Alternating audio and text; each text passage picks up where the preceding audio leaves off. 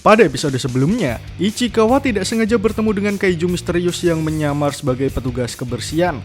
Di sana, Ichikawa dan Iharu sampai terluka karena melawan kaiju nomor 9. Meski dari segi kekuatan lebih lemah, namun Ichikawa menyuruh Iharu pergi untuk meminta bantuan sementara dia akan menahan kaiju nomor 9. Bagaimana kelanjutan ceritanya? Mari langsung saja kita membahasnya.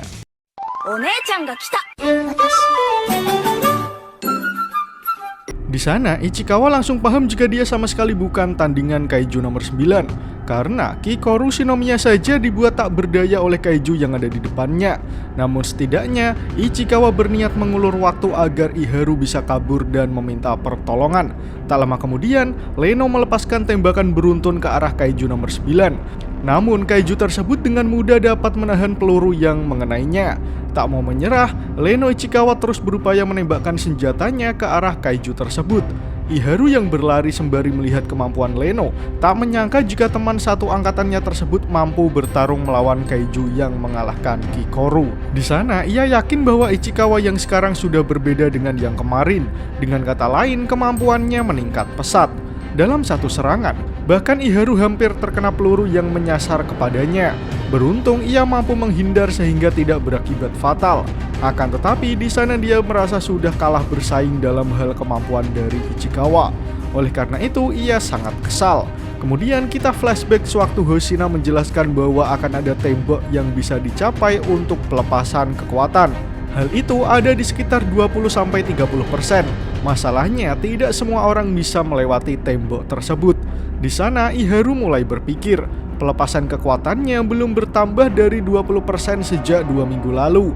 Padahal sejak ia diselamatkan Kapten Ashiro, ia selalu berpikir untuk menjadi lebih kuat. Akan tetapi, Ichikawa dengan mudahnya melampaui kekuatannya. Hal itu membuatnya kesal sehingga ia berteriak kepada Ichikawa. Sementara Ichikawa sendiri masih sibuk melawan kaiju nomor 9 yang terlihat sangat dominan di pertarungan ini. Di sana ia menduga bahwa Ichikawa mungkin memiliki sedikit info tentang dirinya. Kemudian di hadapan Ichikawa, kaiju tersebut melakukan sesuatu pada tubuhnya. Ia membuat gumpalan-gumpalan di tubuhnya dalam jumlah yang sangat banyak. Dan benar saja, kaiju nomor 9 menyiapkan serangan yang belum pernah dilihat Ichikawa maupun Kikoru sebelumnya. Kali ini serangan kaiju nomor 9 lebih brutal dari sebelumnya. Hal itu membuat Ichikawa sangat shock dan tidak bisa berpikir dengan cepat. Untung saja sebelum serangan kaiju tersebut mengenai dirinya, Iharu datang mendorong Ichikawa sehingga lelaki itu bisa selamat. Melihat Iharu datang menolong Ichikawa membuat kaiju tersebut melongo karena ia lagi-lagi gagal membunuh buruannya. Sementara itu, Iharu sendiri mulai merasakan jika lukanya semakin parah. Hal itu bisa dilihat saat ia memuntahkan darah dengan sangat banyak. Sementara Ichikawa bertanya-tanya kenapa Iharu malah kembali lagi ke medan pertarungan. Sementara Iharu mulai menyadari jika yang dibencinya bukanlah Ichikawa, melainkan dirinya sendiri yang tidak berubah sejak saat ia diselamatkan Kapten Ashiro. Dirinya yang selalu dilindungi oleh orang lain. Kemudian di hadapan Ichikawa, Iharu berkata, "Dengar Leno, kau tidak akan melindungiku. Akulah yang akan melindungimu, bodoh." Iharu mengucapkan kata tersebut sembari tertawa meskipun ia juga menahan rasa sakit dari luka yang ia alami. Ichikawa masih bertanya kenapa Iharu kembali. Sementara Iharu dengan kesal berkata bahwa ia sudah mengirim suar. Mendengar hal itu, kaiju nomor 9 yang juga merasa kesal mengatakan bahwa yang dilakukan Iharu adalah tindakan yang sia-sia. Karena mau benda mati ataupun hidup, tanpa seizinnya mereka tidak akan bisa keluar dari tempat ini. Meski Leno merasa syok mendengar itu, Iharu malah terlihat lebih tegar. Ia meminta Leno untuk bersiap dalam kondisi terburuk. Dengan percaya diri, Iharu mengajak Ichikawa untuk menghajar kaiju nomor 9. Di sana, Iharu mempunyai rencana untuk menahan kaiju sebaik mungkin.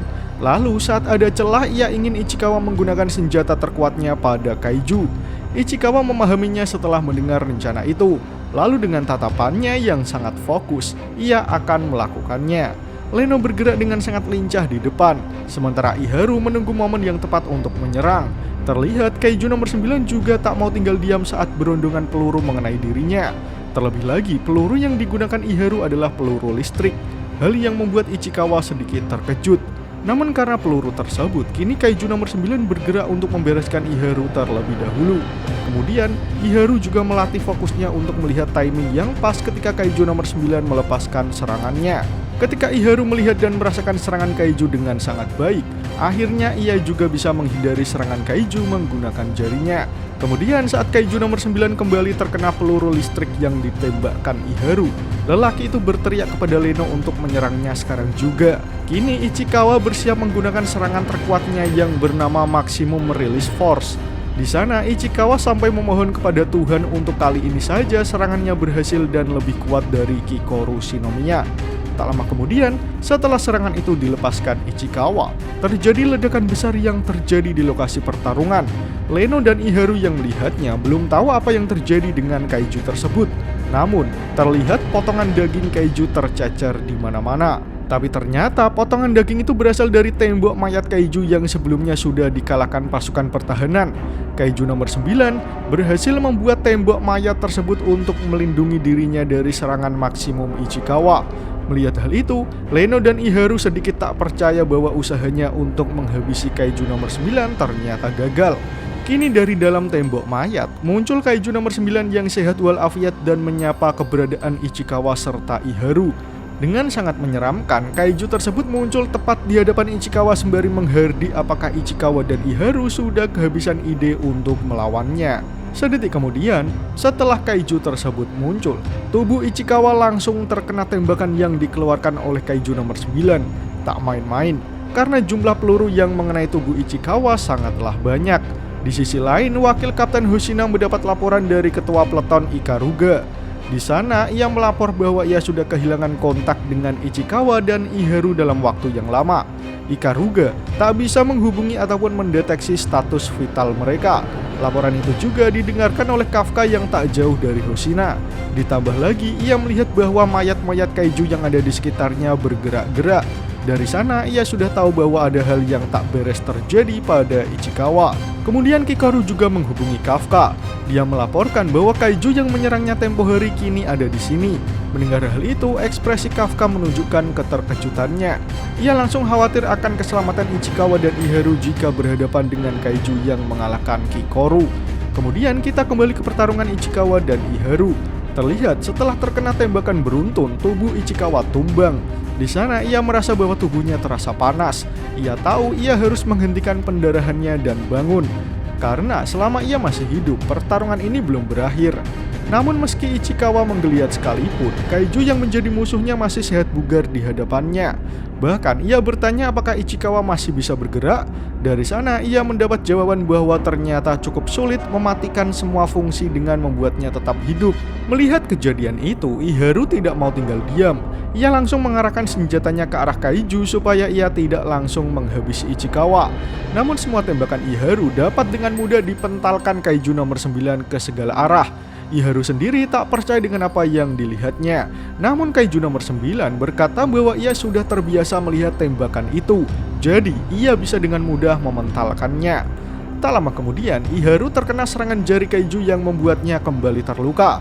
Kini baik Ichikawa dan Iharu mengalami luka yang parah. Keduanya sudah sulit untuk segera bangkit melawan. Oleh sebab itu, kaiju nomor 9 berniat untuk menghabisi Ichikawa terlebih dahulu. Karena menurutnya pertarungan ini terlalu lemah baginya. Jari telunjuk sudah diarahkan ke kepala Ichikawa. Iharu yang melihat momen tersebut menangis karena sepertinya ia tak bisa melindungi siapapun. Ia mencoba meraih senjata yang ada di depannya. Namun meski jaraknya hanya 15 cm, kedua tangannya terasa berat untuk menggapai barang tersebut. Itu semua karena luka yang telah ia terima dari pertarungan ini. Namun saat ia berhasil menggapai senjatanya, ia langsung mengarahkan tembakan ke arah kaiju dan berteriak jika ia tak akan membiarkan semuanya berakhir di sini. Namun saat ia menarik pelatutnya, ternyata senjata tersebut sudah rusak dan tak bisa digunakan kembali. Kemudian melihat masih ada yang mengganggu, kaiju nomor 9 berniat membunuh Iharu terlebih dahulu karena ia mengira Ichikawa lebih baik. Di sana, Iharu yang sudah berpasrah akan kematiannya berharap baik kepada Tuhan ataupun iblis. Ia berdoa supaya Leno Ichikawa bisa selamat. Iharu mengatakan hal itu sembari menangis karena ia tahu kematian akan menghampirinya. Tak lama kemudian, Kaiju nomor 9 bersiap menembakkan serangan jarinya ke arah Iharu yang sudah menutup mata. Akan tetapi, sebelum tembakan itu dilepaskan, muncul Kaiju Kafka di belakang Kaiju nomor 9. Di sana, Kafka mengatakan bahwa yang akan mati hari ini adalah Kaiju nomor 9. Sementara Kaiju nomor 9 juga sangat terkejut dengan kehadiran Kaiju lain yang tak bisa ia rasakan. Sesaat sebelum Kaiju nomor 9 menyadarinya, Kafka langsung mendaratkan pukulan telak ke wajah Kaiju misterius tersebut. Meski tak bisa dirasakan, namun terlihat pukulan Kafka sangat kencang hingga membuat wajah Kaiju sampai cekung. Efek dari pukulan mematikan yang dilepaskan Kafka membuat Kaiju nomor 9 sampai terpental tak karuan. Karena kekuatan fisik memang menjadi andalan dari Kafka mode Kaiju. Iharu yang melihat pemandangan tersebut merasa sangat bingung. Ia tak percaya antar Kaiju bisa saling bertarung. Sementara Kaiju nomor 9 sendiri juga kebingungan. Kenapa ia bisa melihat tubuhnya melayang bebas di udara? Sampai akhirnya ia menyadari bahwa akibat dari pukulan Kafka membuat kepalanya lepas dari badan. Sehingga kini ia bisa melihat tubuhnya terbang melayang. Di sana Kafka menghampiri Ichikawa dan meminta maaf karena ia terlambat datang menolong hingga Ichikawa menderita luka seperti ini. Sementara Ichikawa dengan tenaga yang tersisa mengatakan bahwa dia lemah sekali meski sudah berusaha agar ini tak terjadi. Tapi pada akhirnya ia membuat Kafka harus berubah ke mode Kaiju lagi. Di sana Kafka membopong Ichikawa untuk membawanya ke tempat yang aman. Sementara Iharu masih bingung kenapa ada Kaiju tipe humanoid lagi. Di sisi lain, Kaiju nomor 9 belum tumbang dan bangkit lagi karena akhirnya ia bertemu dengan Kaiju Kafka yang dibicarakan akhir-akhir ini. Di sisi lain, Kafka juga sudah sangat memendam amarahnya karena Kaiju di depannya sudah membuat Ichikawa dan Iharu sampai terluka parah. Kini pertarungan antara Kaiju nomor 8 dan Kaiju nomor 9 akan segera dimulai. Namun sialnya chapter pun berakhir. Nah, bagaimana menurut kalian teman-teman? Semoga episode ini dapat menghibur kalian semua ya. Akhir kata, terima kasih sudah menonton video ini hingga akhir. Sampai jumpa di episode selanjutnya.